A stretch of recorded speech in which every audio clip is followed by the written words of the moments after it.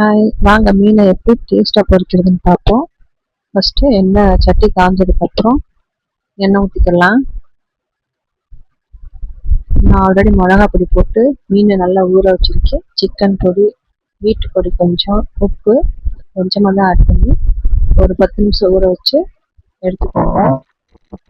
போட்டு எடுத்துக்கலாம்.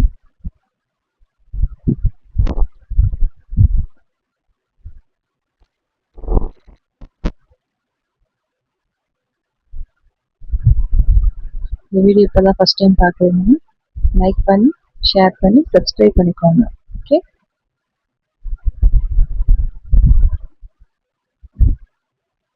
மீனை போட்டாச்சு.